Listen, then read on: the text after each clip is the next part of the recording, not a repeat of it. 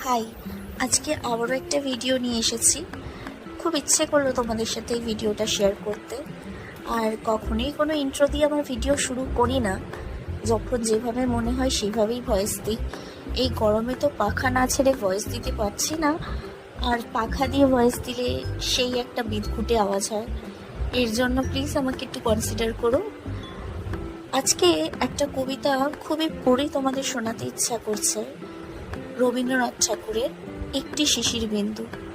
বহুদিন ধরে বহু প্রস্তরে বহু ব্যয় করি, বহু দেশ ঘুরে দেখিতে গিয়েছি পর্বতমালা, দেখিতে গিয়েছি সিন্ধু, দেখা হয় নাই চক্ষু মেলিয়া, ঘর হতে শুধু দুপা ফেলিয়া, একটি ধানের শিশির উপরে একটি শিশির বিন্দু। আমি কোনো ভালো যে কবিতা বলতে পারি তা কিন্তু একেবারেই নয়, তাই এই কবিতাটা শুনে হাসাহাসি বা লজ্জিত করার কিছু নেই, আমি এমনিই লজ্জিত। এই কবিতাটা পড়লাম এই কারণেই, কারণ আমি একটি গ্রামে থাকি। এখন হয়তো থাকি না, কিন্তু থাকতাম। ক্লাস 7-এ যখন পড়ি তখন থেকে আমি ওই গ্রামে গিয়ে বসবাস করি। বলতে পারো আমার কিছুটা সময় ওখানেই, কিছুটা বছর ওখানেই কেটেছে।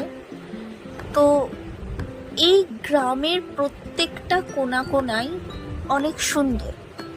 প্রত্যেকটা কোণা হয়তো আমার ঠিক সেইভাবে এক্সপ্লোর করা হয়নি, তবে আমি আজকে যেই জায়গাটাকে তোমাদের সামনে ভিডিওর মাধ্যমে শেয়ার করছি সেই জায়গাটা আমি এর আগেও গেছি।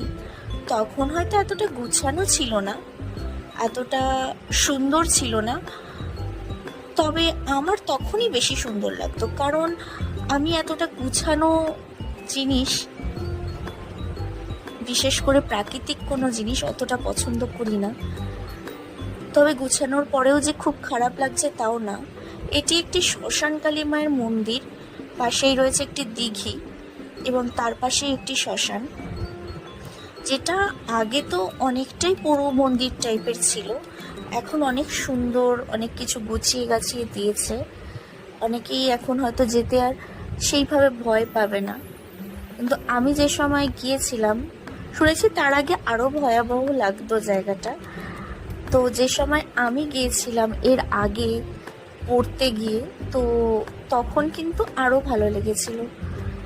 এখন ভাবলাম আমাদের গ্রামে যেহেতু কালী পূজা ছিল, তো ওখানে আমরা সবাই গিয়েছিলাম, ভাবলাম বরটাকে নিয়ে একটা সুন্দর জায়গায় ঘুরিয়ে আনি, যেটা আমার পছন্দের ছিল।